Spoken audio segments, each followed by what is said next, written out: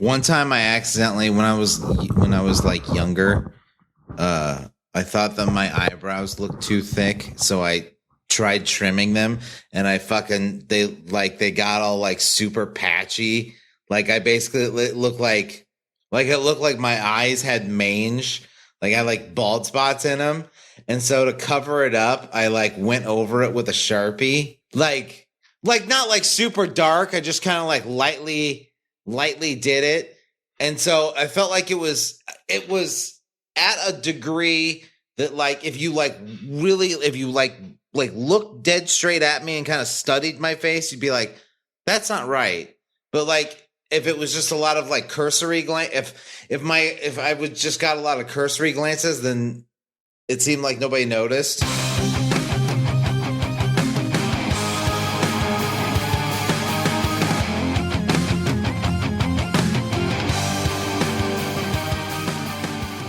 What's up, everybody? I am Richard. And I'm Shawn. And today we are speaking the language of romance. Spooky, spooky zombies. We're talking about zombies today. Yeah, so Richard, it's Halloween month. It's the fun month. It's the scary month. And I was like, hey, we should do a movie review or kind of like talk about a movie. And you're like, you know what we should do? We should talk about that movie that came out like 4 months ago. And so I said, let's do it. So Richard, Netflix released the Snyder Cut of Army of the Dead. And I, for one, enjoyed it for what it was. Yeah. I mean, you're just giving it all away in the first 60 seconds. Yeah, it's my general consensus. I'm not sure how I feel about it. I was kind of hoping to just kind of like bounce it off with you and just kind of like chit chat about it, and then maybe I'll develop an opinion by the end. Because I was kind of excited for this, and the reason I was excited about this movie for two reasons. Reason number one, it's Zack Snyder. It's a Zack Snyder joint, as the kids say. So since it was a Zack Snyder movie, then I knew either A, it was going to be 45 hours long, or B, I was going to get my Dawn of the Dead remake zombies. Now, the other thing is I was wondering if he was connecting this to his Dawn of the Dead remake, which I guess you could. Maybe. I mean, the Dawn of the Dead kind of insinuated that it happened in like Ohio to start out with and spread from there. Yeah, I mean, well, you don't really know when it started or where it started, do you? Yeah, there's like some special features of the DVD back in the day, because I watched this by myself during Christmas break in a dorm room by myself. Like everybody had left the dorm. They had the little home video things, right? They had that. Then they had like newscasts, and they talked about how like they had it somewhat isolated in Ohio or wherever they were from. I think it was Ohio. Okay. And so that was kind of like ground zero of it. So I mean, I didn't know this. Yeah, but that's something you can kind of like poo-poo a little bit, because even in in the beginning of the movie, they talk about like, I think they're at the Vatican, and like they were kind of all over the world at that point too. But yeah, I mean, I was kind of hoping it would be tied to it. Because Dawn of the Dead, I thought, was a really good zombie movie. I rather enjoyed it. I think it was my first scary movie I saw in a theater by myself. Really? Maybe the first one I saw at all, because it came out in like 2002. And I remember because this was before you and I even met, and I had a huge, like, even then, like, my horror boner was like just starting to come to fruition. Like, I was discovering myself. Yeah, you were blooming. Yeah, you were blossoming. And so like I started out with Blade. I'm like, this is like PG horror. I'm ready for my R horror. And it was me, my girlfriend, and then her friend and her boyfriend at the time were like, hey, let's go see this movie. And I was 17, I think, at the time. And so I was like, 17. I was like, you know what? It's R-rated. Like, they never check. Like, it's going to be fine. And I think the guy was scared to go see it, but he didn't want to say he was scared. So he's like, well, they totally won't let us in. Like, we're too young. I'm like, it'll be fine. And of course, we get in. And don't be a pussy. Yeah. It's like, don't be little. You're ruining my horror boner. Yeah, stop it. You're horror shaming me. Yeah. Zombies. That's a thing. Zombies. So we went and saw Toy Story 2 that night, Richard. But the only movie I've ever been turned away from for not being old enough, I think, was South Park. That makes sense. Because honestly, that was the only movie I remember they were actually like checking IDs. There was a few movies where they did that, like big ones like South Park, and there was another one I remember coming out. Showgirls, I think, was one. But that was way before my time. Well, Showgirls was NC-17. That's true. But you can get in when you're 17. Yeah, and also, you need to be 17 for R, right? Yeah. Yeah, so I never understood the distinction. I mean, I understand that the distinction is that one has more sex in it, but I guess I'm saying, like, I don't understand the distinction between here's the distinction. The distinction is that R movies go in theaters and NC-17 movies went on video store shelves. Yeah. Well, yeah, because they usually won't put the NC-17 in because, like, well, we can't, nobody's going to come to this. Yeah. Which makes no sense to me because I'm like, you got to be the same age for both. Why not? I think it's just this. Yeah, I don't know. I think it probably now wouldn't be as much, but it was just kind of the stigma back in like the 90s and stuff. It was. Because there was a documentary called This Film Is Not Rated. This film is not yet rated. This film is not yet rated, and it was about the whole like movie rating system. It was a really good documentary, and they basically are like, there isn't they talk about the difference between R and NC-17, and basically how like you have to have an R because that's the only way you're going to get put in a theater. And so you deliberately cut stuff, and so you cut stuff out. Well, it's a big scheme too because it's like 12 people that make that decision. Yeah. You don't know who they are. And when they're like, oh, NC-17, you're like, oh, well, how can we cut? Like, what do we need to remove to make this R? They're like, just try again. And the fact that certain movies basically will get a lower rating because they're big blockbuster movies. Oh, yeah. I could totally see that. And the studio pushes for it. Well, and it was a lot more lax, too, because I remember, like, I think we looked this up before. Young Guns 1 or Young Guns 2, one of them was R and one was PG-13, but they were both basically the same movie. Yeah, it's like how I mean, the best example I can think of is Ghostbusters. Yeah. It's PG. And some dude's getting a bee jibber. Yeah. Dan Aykroyd's getting a fucking slobbery knob from a ghost. Are you sure it was that, or was it a hand jibber? Do we know? No, I feel like Ghost she moved her head down. Okay. That happened. But yeah, so I got to see Dawn of the Dead, and that was my first like introduction to zombies, and that's why like this is Of the Dead, and that's Romero, right? Like I thought Romero had Of the Dead. Yes, that was Romero's thing. Obviously, so, George Romero, rest in power, King. Is that still like? Is that? I feel like if like because there's no tie to zombie in this at all. It's not like created by or based on. There's no mention of him in this at all. So is Of the Dead now kind of like public domain type of thing? I mean, maybe. I don't know. But see, like, I feel like if it was, or if it wasn't, then everybody would do it. There'd be like, shopping grocery store Of the Dead and, convenience store Of the Dead and one way only Of the Dead.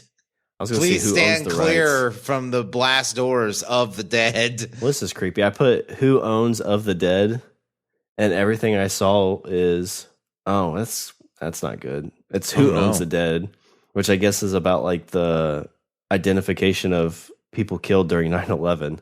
Oh, great! Thanks. Oh my God! I'm trying to make funny, and you're like, oh hey, here's 9/11. Yeah, 9/11, Richard. Thanks, bud.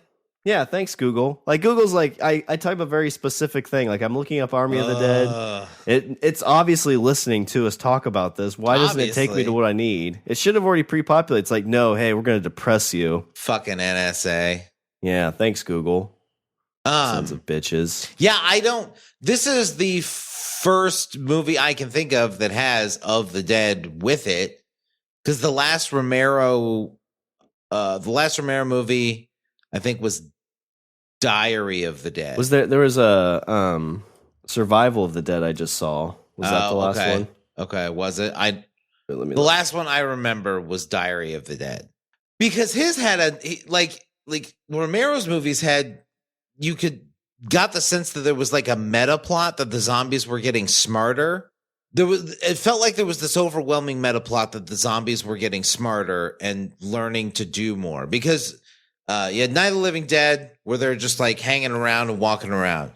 Dawn of the Dead, kind of pretty much the same, but they're like in bigger numbers at this point.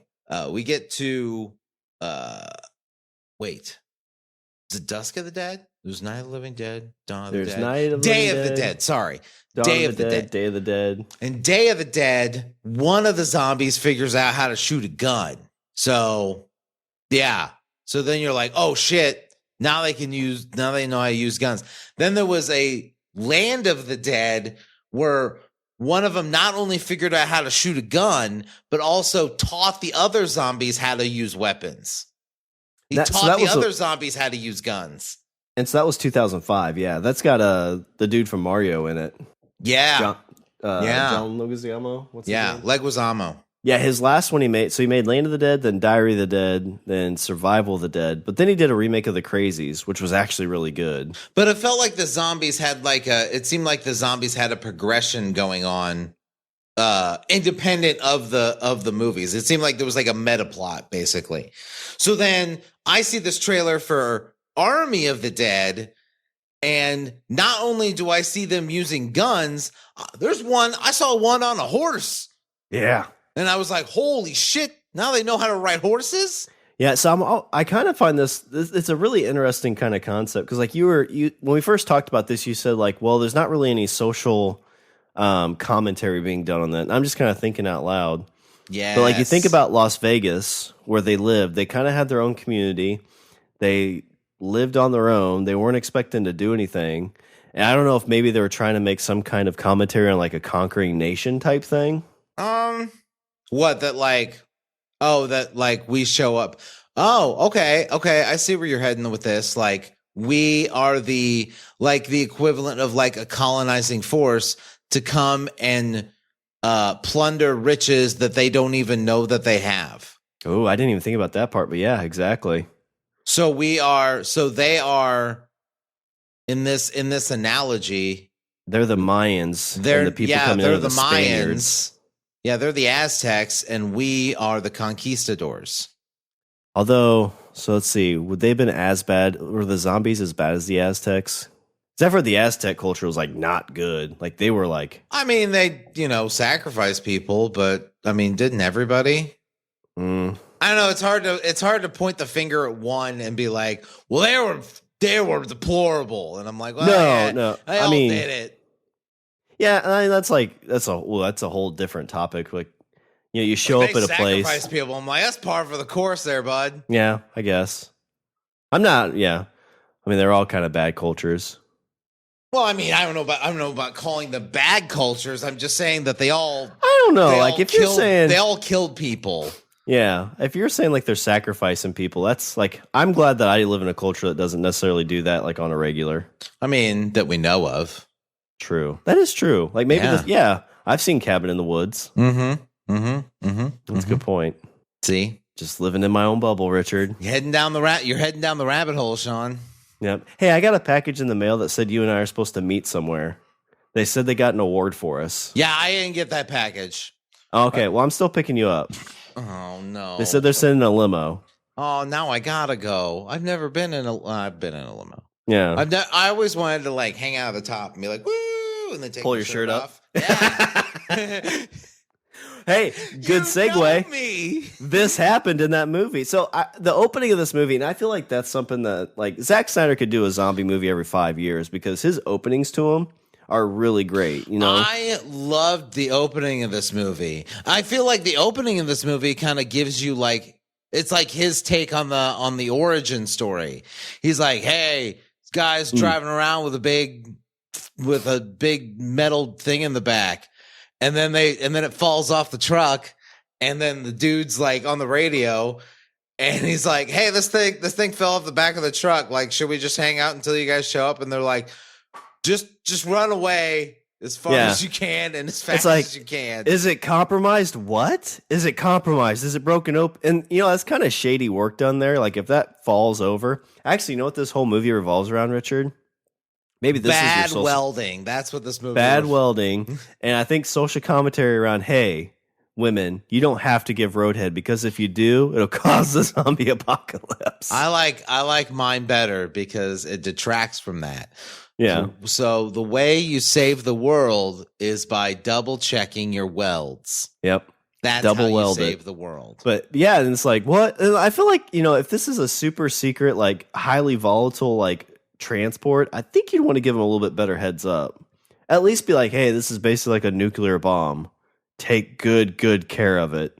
Well, I mean, I don't know. I don't know if they do that, because then I think it falls under that, like, you're giving them too much information.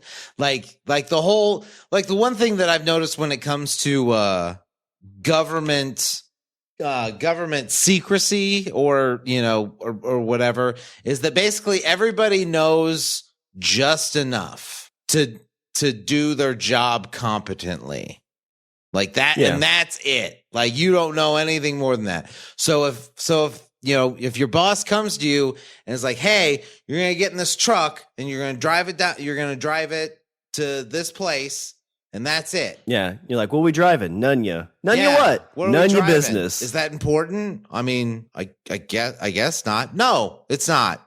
You're not gonna go back there and open it. So why do you care what's in it? And I'm your boss, and I'm saying you just drive it to this place. Well, and that makes sense, because so like if you're like, hey, we're transporting this thing, and quiet, it's super important, we're doing it tomorrow, and it's a nuclear bomb. Yeah. I mean, it just takes one person to be like, hey, we're driving a nuclear bomb tomorrow. Yeah. Hey, I'll give you $10 million to let us have it. $10 million? Ralph, guess what we're doing? Yeah.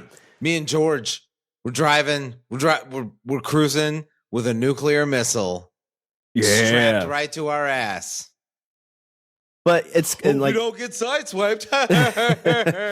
But that's exactly kind of like, I don't know if you ever heard like the Hope Diamond in the Smithsonian.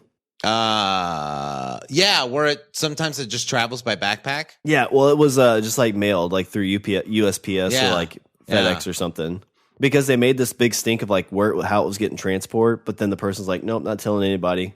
I've got this paperweight I need mailed, so this like priceless gem that's worth like $10 million. I don't even know how much it is. It's worth a ton. Yeah, just in the mail.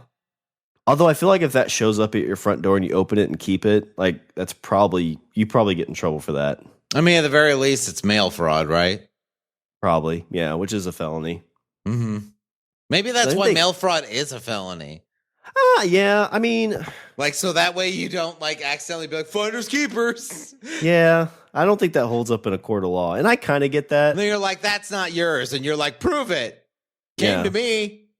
There's one of it, and it's possession 9/10. It's like, do you want to go on that, or do you just want to give me that diamond? Nope. Call my lawyer. Yep. Hey. My germs. You want it back? Yes, I do. You want it back now?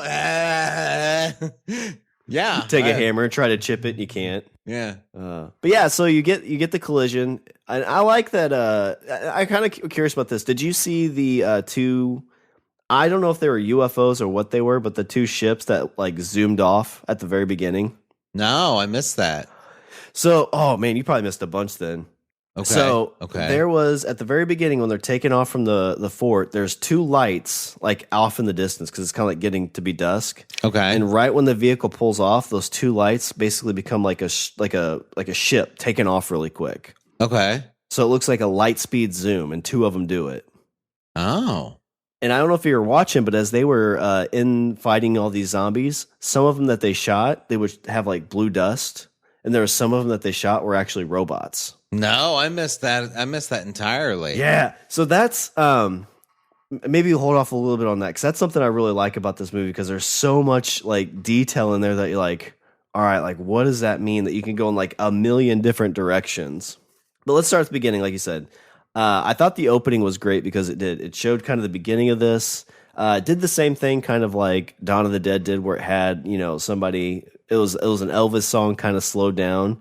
Yeah. Playing Viva Las Vegas. Well, and not just that, but it also like it gave you so the premise of the movie was, hey, we're going to do Ocean's 11, but it's Ocean's 11 with zombies, right? So then you're like, great, I'm going to spend the first like fucking 45 minutes of this movie meeting like 15 people, of which like 9/10 of them are going to die. So I don't give a shit, right? But instead, Zack Snyder does the very smart thing where he just like is like, hey, see this person? Here's a quick montage of a bunch of cool shit they did. All right, on to the next person. Yeah. They're like, you don't even need to know their names. You don't need to know anything about them. It's just like, hey, see this dude? This is what he does because you see him doing it here, here, and here. Oh my God, doesn't that look cool? All right, who gives a fuck? Moving on. Look at this chick. Oh my God, she's hitting a dude with a bat. Wow, that's fucking cool. But nobody cares anymore. Check out this little girl. Look at this dumb fucker parachuting into the zombie land. He's dead as fuck. Yeah, nobody gives a shit. Moving on. Look at this motherfucker.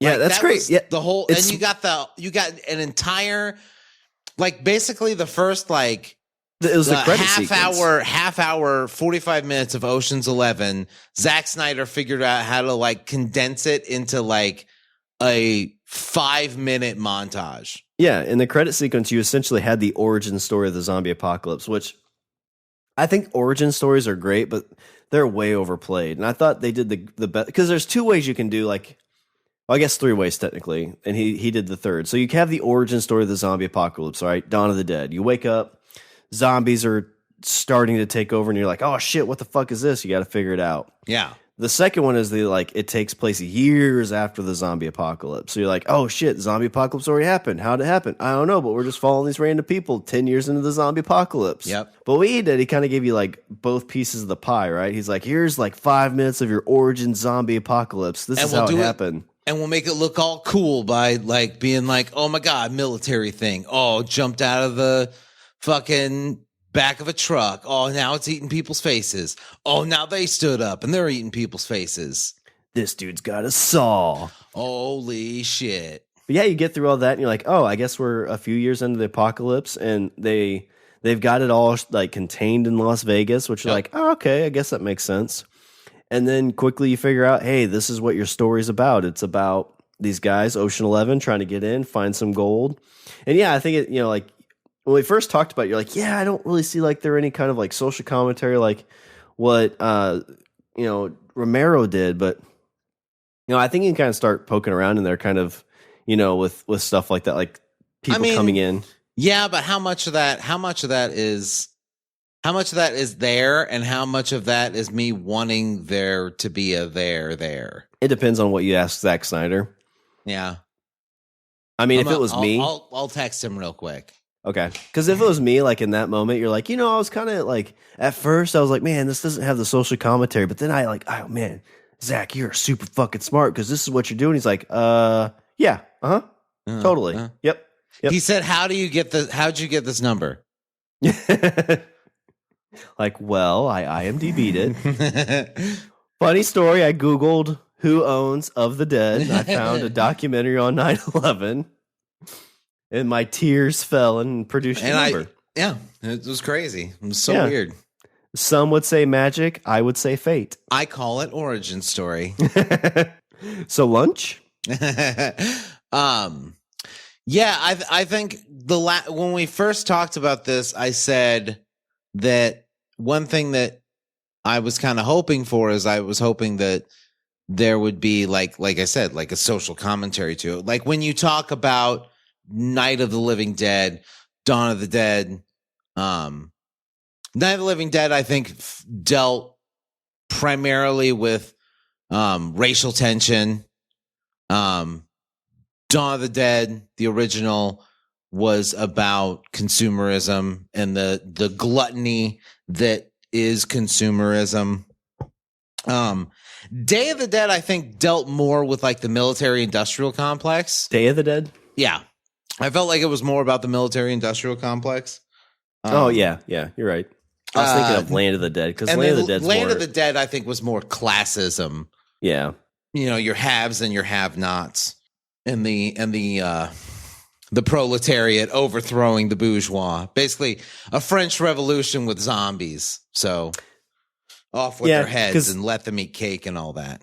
Because kind of with that idea too is like you could earn your way into the higher class, but you could never really actually earn your way into the higher class. Yeah. Although, and I never like you always talk too. Like, there's never really been like a social media like commentary. Yeah. Diary of the Dead, I think, kind of did that early on, trying to go viral with stuff. But again, great. You just gave away the plot of the zombie movie I'm writing. Thanks. Oh, how far are you into it? I don't know. Title page. I haven't gotten coffee recently, so. Twitter of the Dead. I've heard that Of the Dead is available for anybody. Isn't that right, Zach? He said, "Stop texting me," and blocked. What's blocked? What's blocked mean? I don't know. Just says Does that mean blocked. I think he's faking. Did he invite you to the block party? Maybe. Okay. Well, make sure. I mean, we got that limo. He's calling it the block party of the dead. But yeah, so the parts that you kind of missed. I guess let's talk about the big bad in this. It's this in Vegas. There's like smart zombies, and then there's stupid zombies.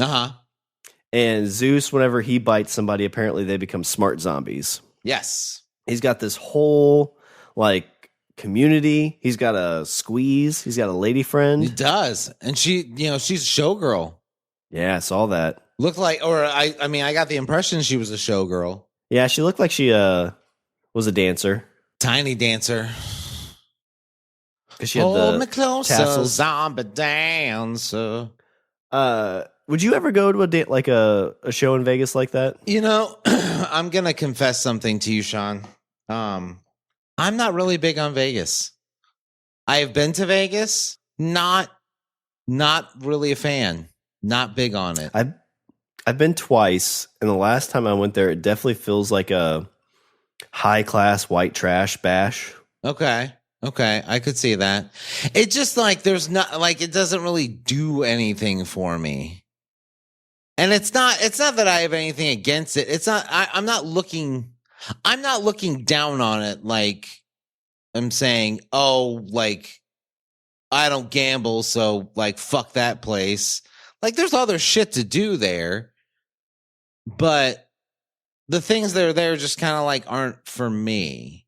And that's fine. Like that's just not it's just not my jam. I have nothing against the place. It's just not my jam. Yeah, I think when we talked about last, you said, and I quote, "I wish this place would turn into a zombie hellhole." And I was like, that sounds like a good movie. And then I think you texted Zach, and then like 2 years later, he comes out with a movie. Yeah, we didn't say copyright. Yeah, that's on us. I think you told him, it's like, we should call it What Happens in Vegas of the Dead. He's like, that's a stupid idea. Stays in Vegas of the Dead. I feel like that's probably why we're kind of like, back in like Viva Loss of the Dead, right? Viva of the Dead. Viva. He's like, those contradict each other. I'm like, what do you mean? Well, Viva means life. Oh, Life of the Dead? Oh, that's good, right? Right? Hello?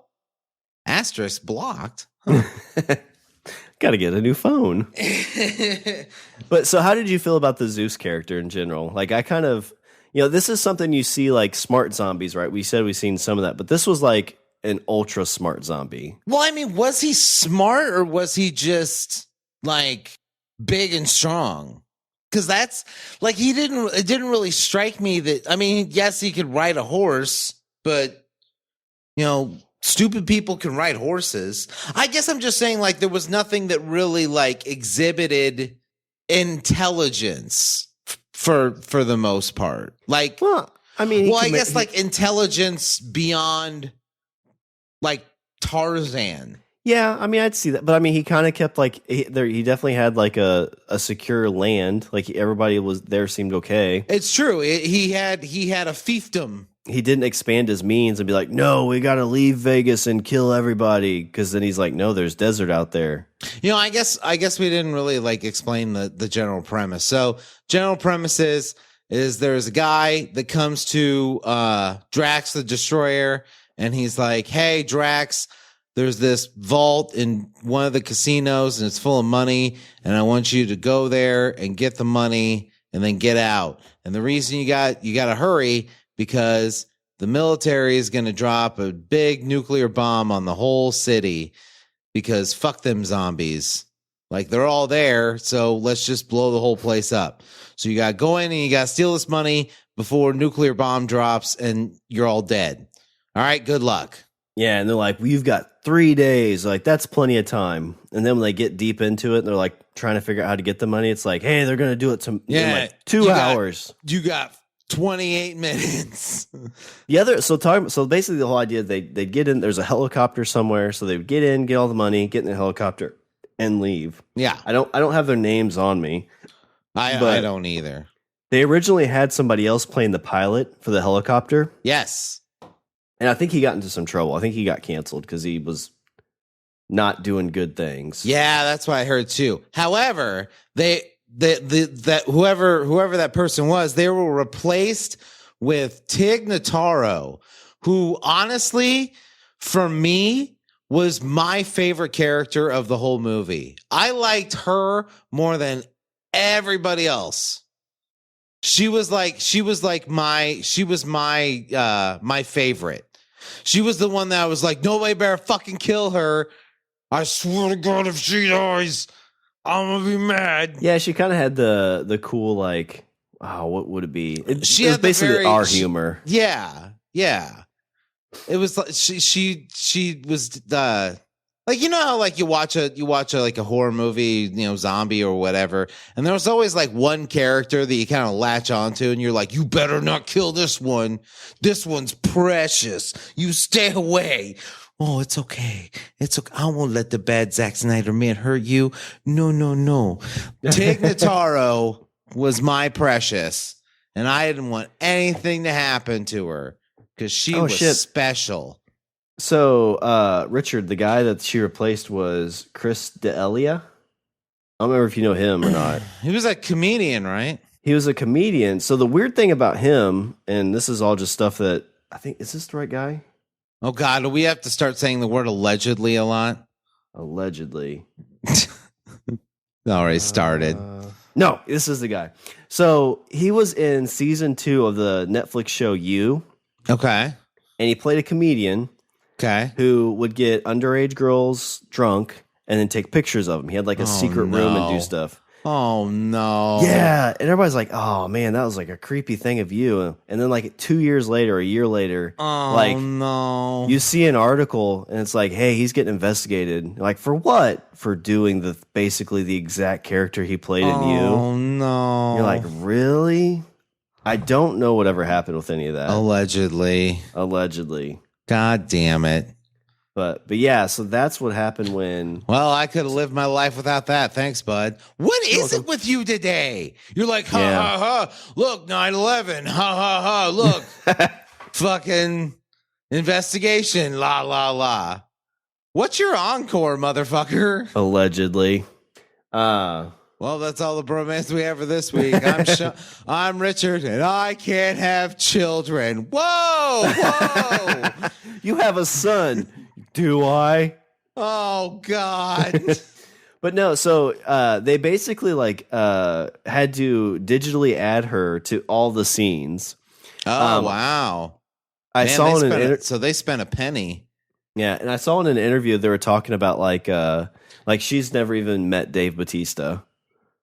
Oh, so wow. She essentially acted, and like you talk about like, oh, she was my favorite character. You have to imagine she was acting by herself. Yeah, by herself the whole time. That's awesome. Probably, yeah. That makes me like her more. Yeah, and probably in front of a green screen. And there was some stuff where I was kind of like, I'm not feeling this scene with her specifically. And she didn't have a ton of lines, but it's definitely kind of like, but like you have to be like, she was acting by herself in front of a green screen. I mean, honestly, knowing that just makes me feel like she fucking knocked it out of the park even more than I originally thought she did. And I probably wouldn't have noticed if I didn't know that was the case too. I didn't know that until you just said it. Yeah, so it's one of those things like with me, like knowing that was the case kind of influenced some of my watching. Okay. Let's see. So the other thing that was interesting, so they get, and I'm curious if you caught this part of it too, because we said like they shot some stuff, there'd be blue sparkles flying around, shot some of those zombies, they were robots. When they get to the safe, there's a bunch of bodies already there, Richard. Yeah. And there's a whole conversation around what? Oh, fuck, I don't remember. Oh my gosh, Richard, this is the meta of this movie. Like this is where like if they can do so many things with this. I just remember the guy was like having an orgasm on the safe door. That's pretty much what I remember when it comes to scenes in that hallway.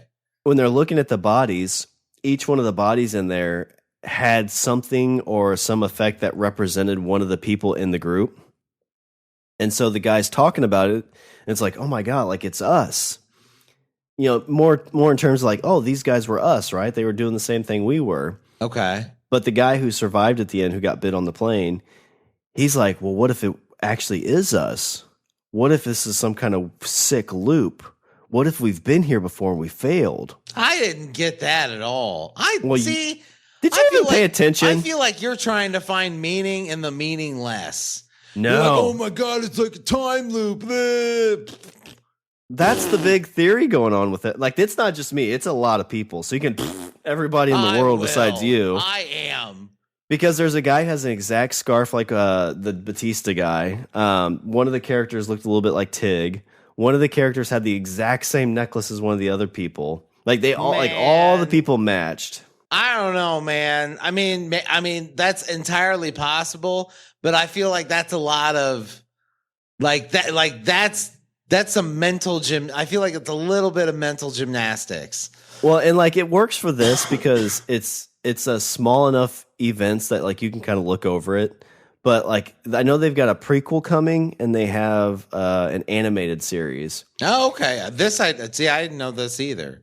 Yeah. So you're saying that you are insinuating that that these little bits are being dropped for potential plot points for other stuff. Potentially. And I feel like you can really like drop the ball if you don't do it right. Like if all of a sudden like the animated series, like, yeah, it was a time loop and they do it wrong. You're like, oh. Yeah.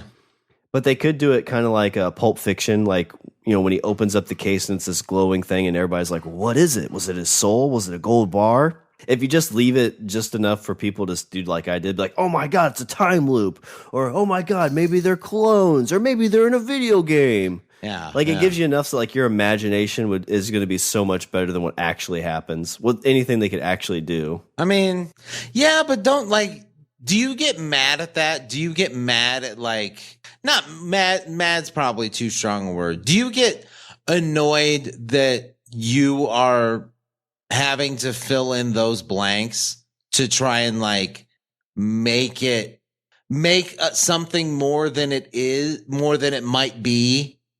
To like entertain yourself? No, it entertains me. I like how they did it because it was. So I like it like this, where it's sprinkled in, where you know maybe Zack Snyder has this idea, or maybe he's like, well, what if some of our fucking robots? Or he's like, what happens if the bodies? And it could have been honestly just a situation where they're like, well, you know, we're trying to keep the budget down, so on the dead bodies, just use the same costumes that we have for the actors, right? Because we got them in bulk. Yeah. And so it kind of spawns like this whole theory that maybe he didn't even have in mind. I like that better. I like that better than kind of the Chris Nolan style, where it's like, I'm going to completely outthink the room. Yeah, I get what you're saying. Like maybe like somebody comes along and watches that and like sees something that like is completely innocuous and just kind of like put there as like a complete afterthought. And you take that and extrapolate this fucking thing for it. Yeah, like this is the closest to like reading old literature to me. So, you know, one of my favorite things to do about like reading books or reading short stories or poems is you could read a poem, Richard. I could read a poem. And you would have a completely different understanding of what you think it means compared to what I think it means, compared to what the author thinks it means. Yeah. So, because the author could say like, no, it's about the birth of a beautiful butterfly. And I'm like, no, it's about the death of a raven. And you're like, I think it's about space pirates. Yeah. Oh. And you're like, well, who's right? Well, obviously the author. And it's like, well, is the author right? Yeah, he wrote it. Yeah, but is he actually right? Because there's authors who, years after they write things like, well, no, actually, you know what? This is what I meant by this. Well, yeah, like, but then he's still right. No, it kind of becomes like public domain.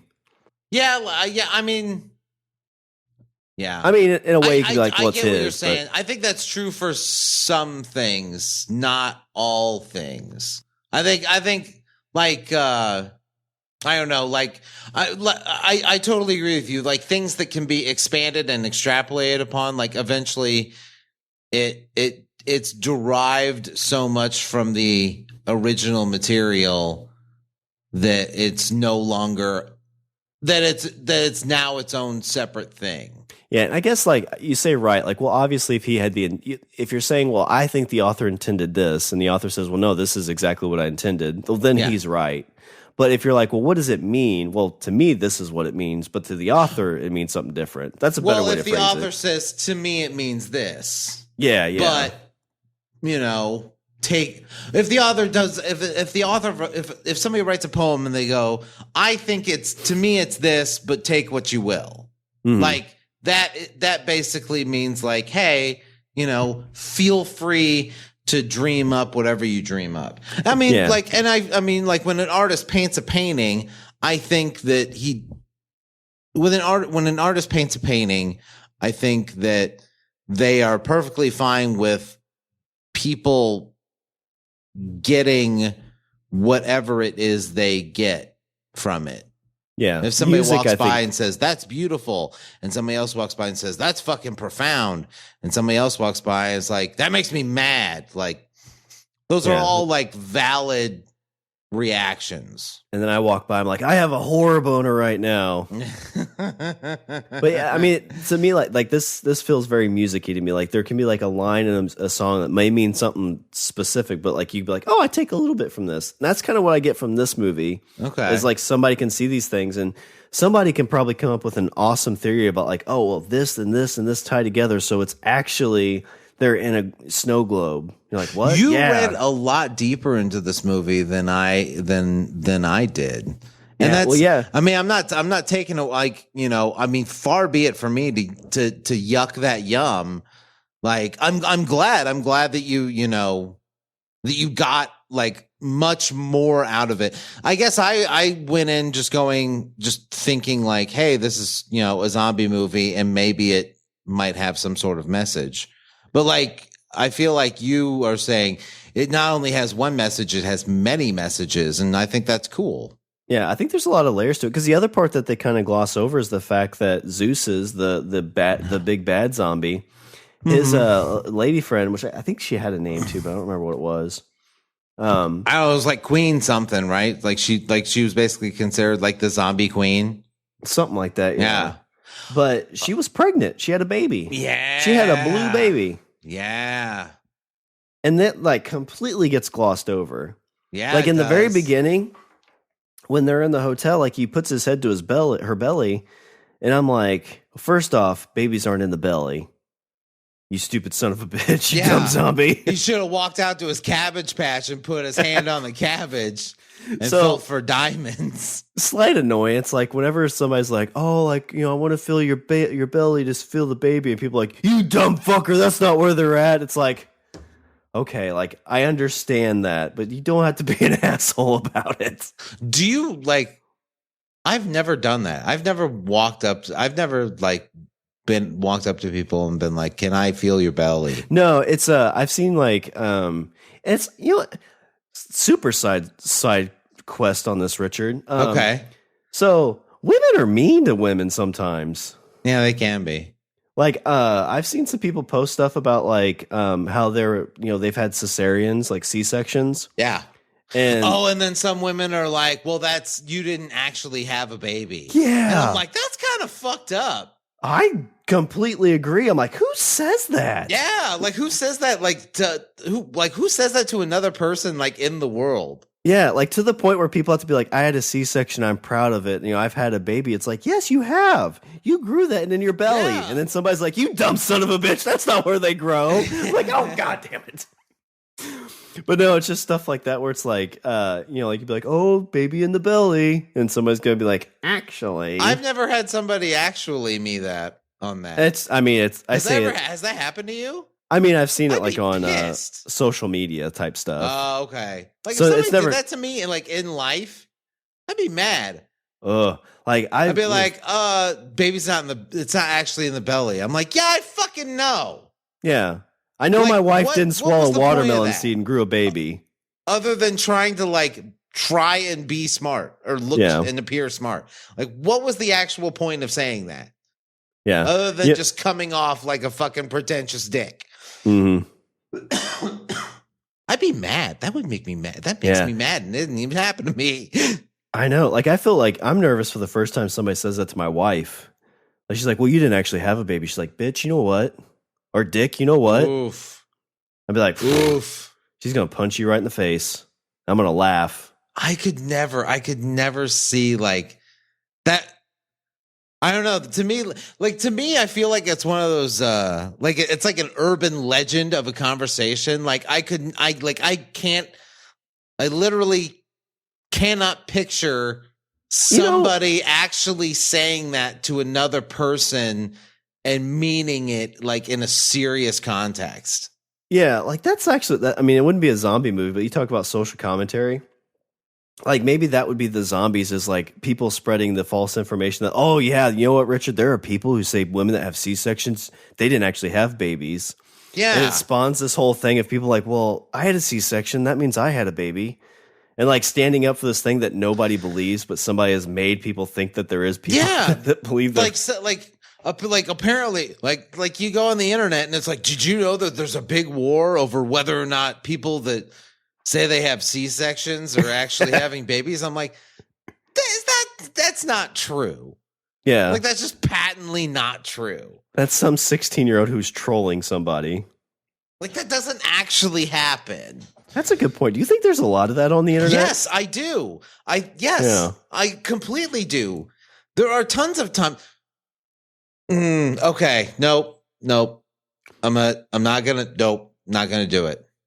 Not going to do it. At the risk of getting culture war-y / political, I'm not going to do it. I'm just going to say that there are a lot of times where people get upset over things that are perceived to be happening, but are not happening. Well, and I was not trying to get into like that side of it where there's still kind of a split, like when you think politically. I was kind of thinking more of like this, like 99% of the people don't believe that what you're saying is true. Like there's nobody that believes that a woman who had a C-section actually didn't have a baby. Exactly. And if there are people that actually think that, we're talking about an overwhelmingly small minority of like fucking crazy people.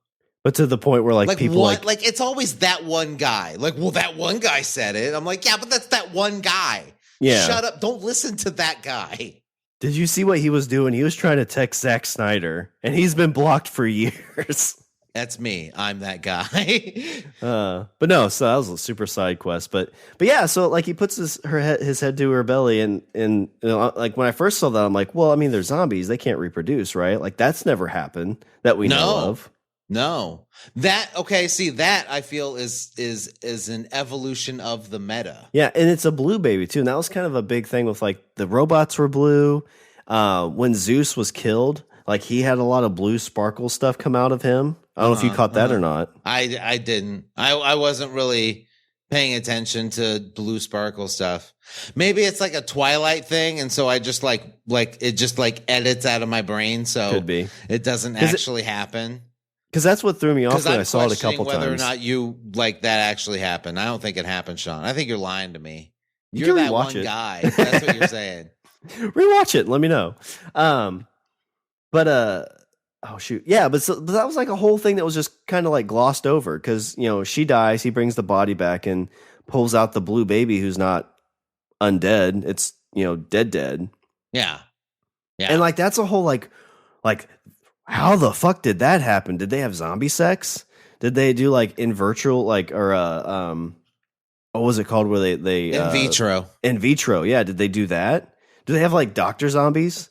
You know, did they have to time it right with a cycle? Like how did it like what happened?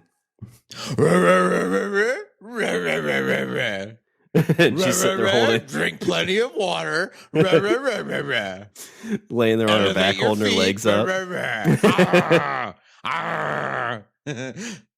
Eat plenty of red meat. But yeah, I mean, the end of it, you know, it's they get the money. Well, no, they get a little bit of money, but not much. They try to get away. They don't get away. The girl gets away though. Dave Bautista dies. It did do so at the end. One of the things I did like is, you know, like when her dad turned, she didn't waste a ton of time killing him. And I feel like I understand that would be a really difficult thing to do. But if you've just gone through a zombie horde, like if you and I are together and we just got through a zombie horde, I'm like, oh God, Richard, I got bit. Like the next thing I'm expecting is bang. Yeah. Like you're not going to be like, oh God, Shawn, let me hug you. Yep. Because you know what's going to happen? Yeah, exactly. When you go to hug me, as soon as I'm gonna come in to hug, and then you're gonna bite me right in the face. And you know what, Shawn? If that happened, I deserve every single bit of that bite to the face. That's because I'd even pretend to like nibble on your ear. You're like, oh God, is that how I get it? Like, well, this one guy said you can't get it that way. That one guy.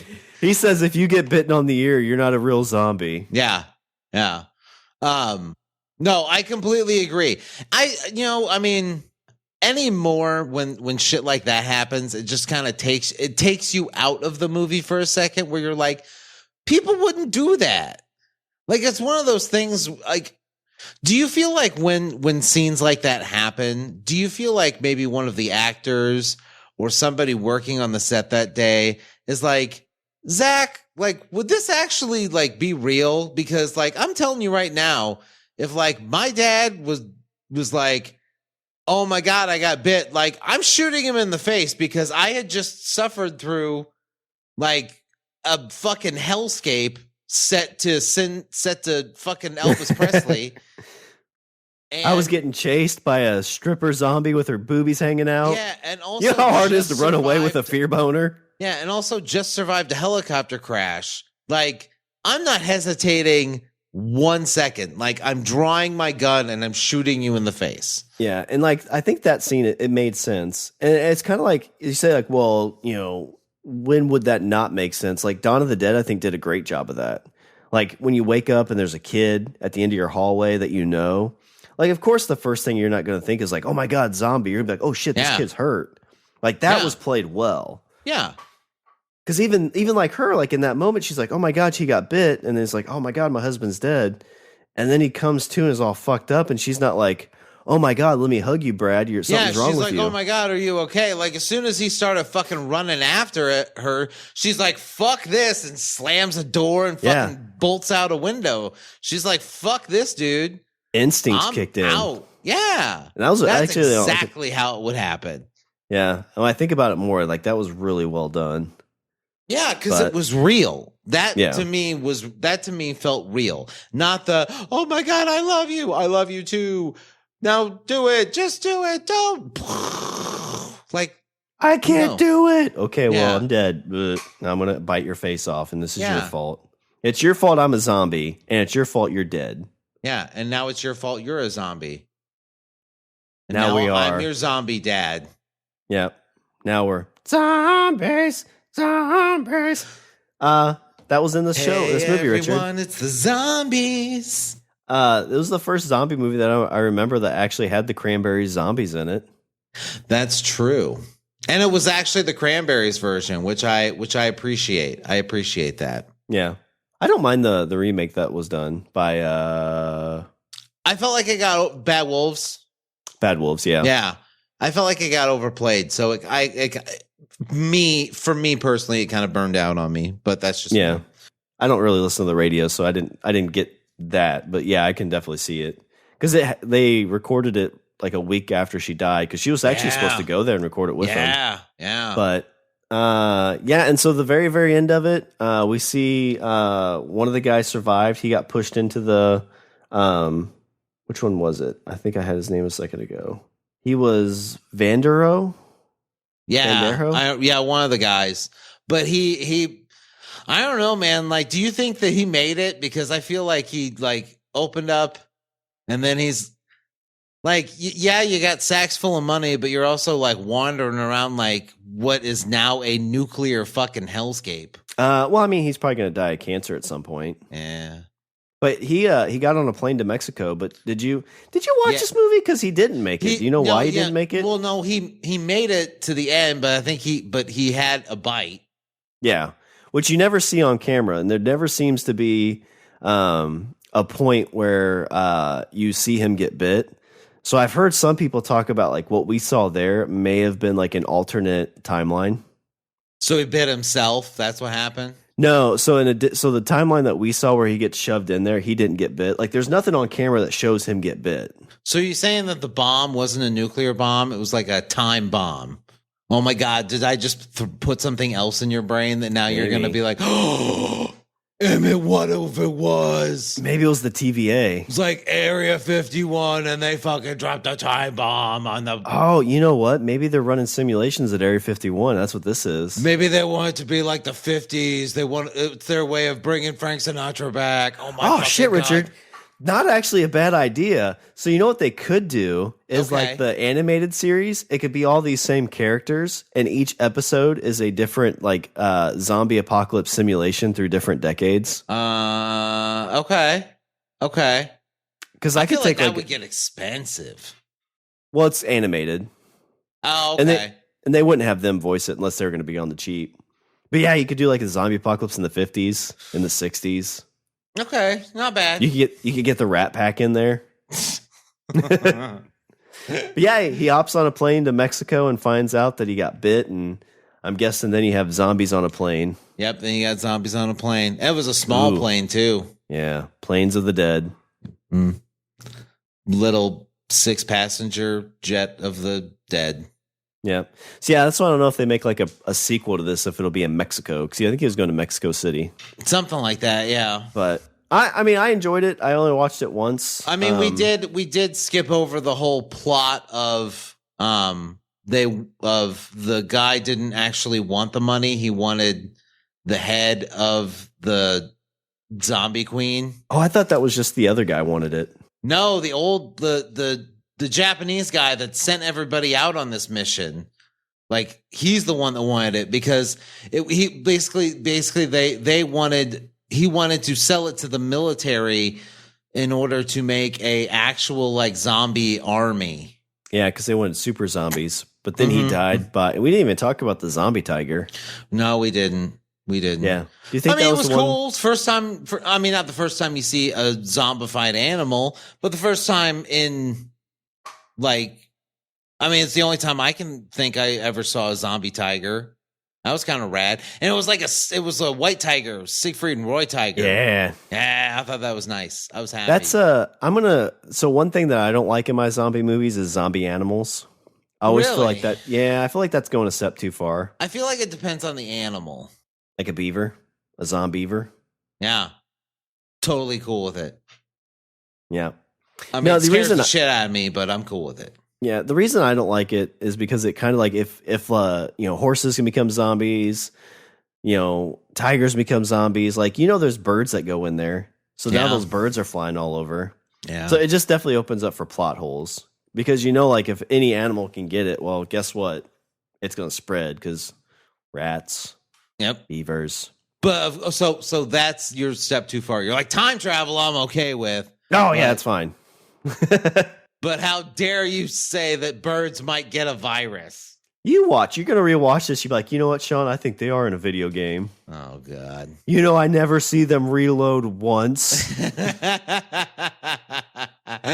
But yeah, Richard, I enjoyed it. If he comes out with the sequel or like the animated series, I'll totally watch it. But again, it's Netflix. I have it. It's free in quotes.